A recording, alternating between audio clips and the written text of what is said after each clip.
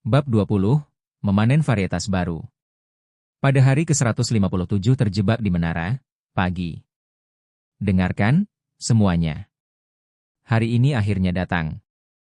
Sejun membuat pengumuman besar di depan para kelinci yang sedang asyik makan wortel paginya. Berbunyi, bueah, buang. Kelinci tidak tahu apa yang Sejun bicarakan, jadi mereka menatapnya dengan mata terbelalak. Hari apa itu? Hari ini adalah hari kita menggali ubi jalar. Rasanya baru kemarin mereka menanam 450 pucuk ubi jalar, namun kini pucuk tersebut sudah tumbuh akar dan sudah waktunya panen ubi jalar. Berbunyi, bueah, bang. Kelinci sangat senang mendengar ubi jalar, mengingat rasa ubi panggang yang mereka makan sebelumnya. Dan bagian terbaiknya adalah mereka tidak perlu melakukan apapun. Sejun akan menjadi orang yang memanen semuanya sendiri. Namun, kelinci tidak dapat mengingat apa yang telah mereka lakukan sebelum memakan ubi panggang. Jadi, kami akan menyelesaikan pekerjaan kami di pagi hari dan menanam kecambah ubi jalar di sore hari. Sebelum menggali ubi jalar, Sejun harus membuang semua sulur ubi jalar.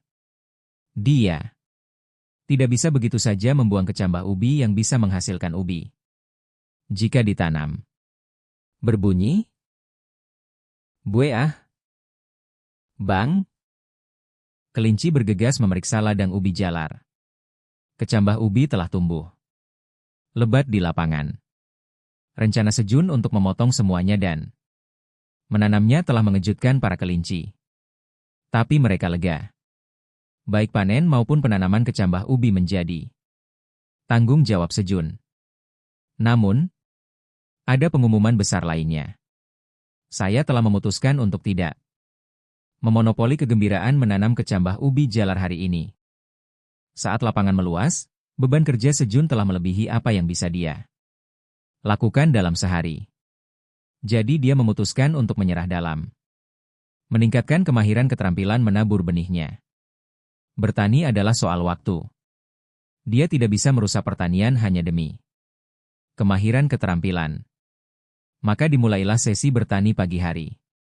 Dua kelinci dengan penyiram menyirami ladang, sedangkan kelinci istri dan kelinci dengan sabit memotong daun ubi jalar. Kelinci dengan gerobak membawa pergi daun-daun itu. Dan kelinci hitam dan kelinci dengan sekop menyiapkan alur untuk menanam kecambah ubi jalar. Wang! Wang! Saat semuanya berkembang, kelinci hitam yang menganggap semua ini sebagai pelatihan prajurit, meratakan tanah dengan menyeret bagian datar palu di sepanjang tanah. Pook! Pauk! Pook! Pauk! Dua kelinci dengan sekop menggali parit dan menumpuk tanah di sebelahnya. Tok! Tok! Tok! Sejun buru-buru memanen tomat ceri juga. Untuk menyelesaikan semua pekerjaan di pagi hari, mereka harus bergerak cepat. Dengan berakhirnya sesi pertanian pagi, Fiuh berbunyi, bueh, buang. Sejun dan kelinci semuanya kelelahan karena kerja keras. Tenggorokan mereka kering, kemungkinan karena berkeringat. Pada saat seperti ini, air madu dingin adalah yang terbaik. Sejun menuangkan madu yang disimpan dalam botol ke dalam tumbler. Meneguk. Meneguk. Dia menuangkan 2 sendok makan madu ke dalam gelas dan mengisinya dengan air dari kolam. Kemudian, kocok, kocok. Dia mengocok gelas untuk mencampur madu dengan baik. Apakah itu tercampur dengan baik? Saat Sejun hendak menyesap air madu, Bang! Kelinci hitam itu memanggil Sejun. Apa kau akan meminumnya sendirian? Di tangan kelinci hitam ada cangkir wortel yang dibuat dengan melubangi bagian dalam wortel. Siapa yang mengira membuat cangkir dari wortel? Jenius? Gluk gluk gluk. Sejun menuangkan air madu ke cangkir wortel kelinci hitam.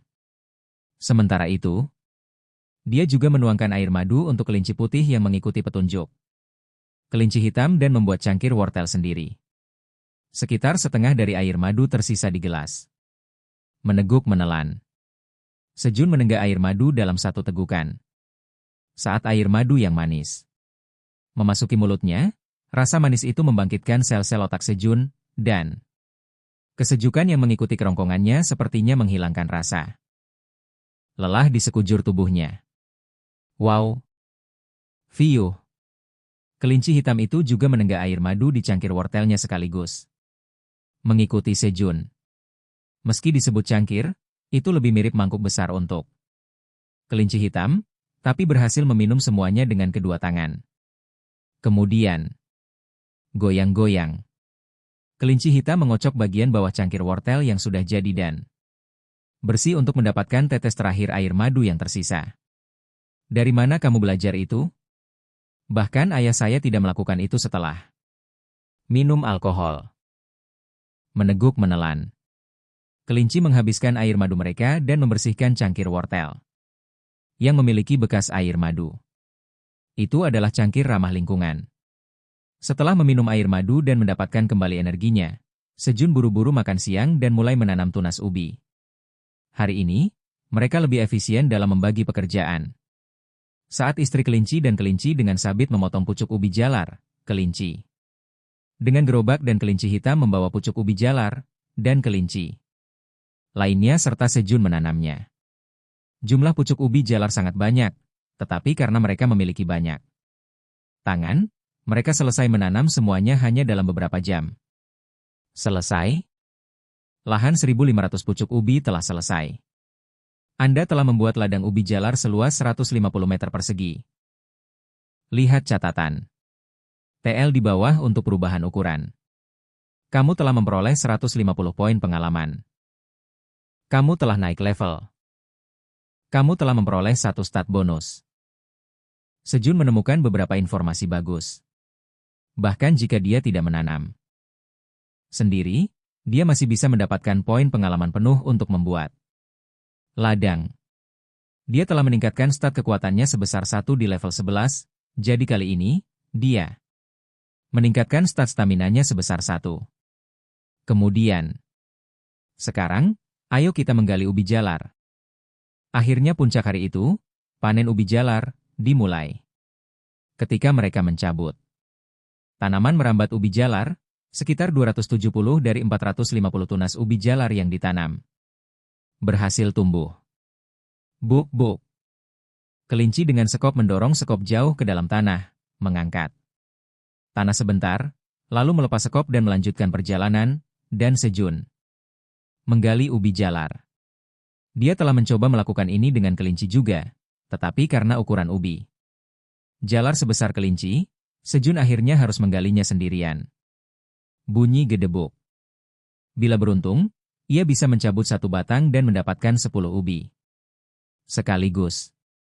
Kamu telah memanen power sweet potato. Pengalaman kerja Anda sedikit meningkat.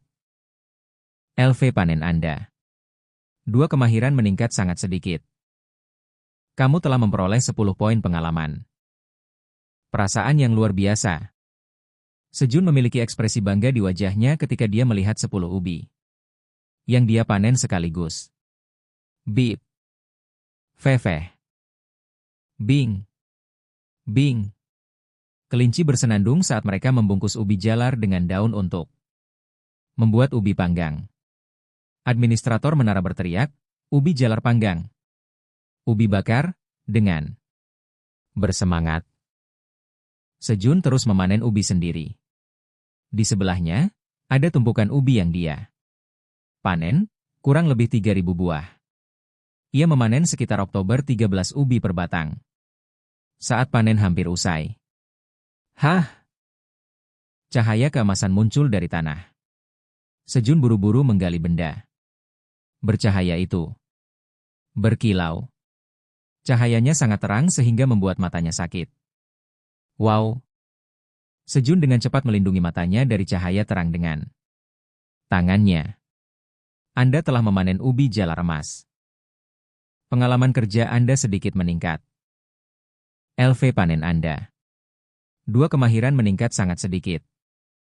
Anda telah memperoleh 10 poin pengalaman. Pesan yang rendah hati dibandingkan dengan penampilan yang dramatis. Kemudian, kamu telah mencapai pencapaian dalam menciptakan varietas baru di Menara.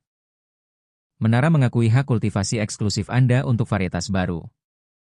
Tidak ada yang bisa mengolah ubi jalar emas tanpa izin Anda. Pengalaman kerja Anda meningkat pesat. Pengalaman kerja Anda sekarang penuh. Peringkat Tower Farmer, Anda meningkat.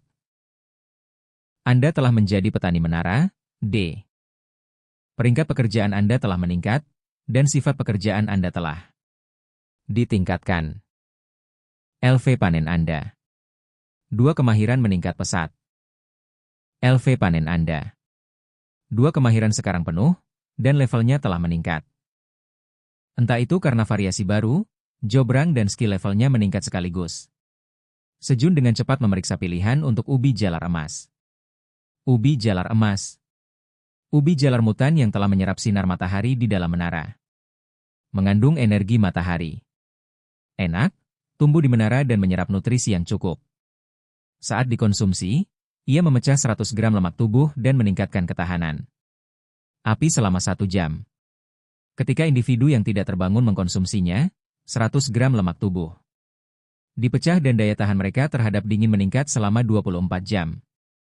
Penggarap, Tower Farmer Park Sejun.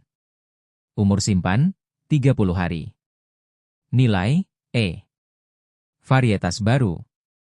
Sejun memandangi ubi emas di tangannya. Menjadi varietas baru berarti dia satu-satunya di menara dengan ubi jalar ini. Selain itu, ia diberi hak tanam eksklusif sehingga meskipun Sejun memanen dan menjual ubi jalar, tidak ada orang lain yang dapat menanam ubi jalar emas. Aku harus menumbuhkan ini.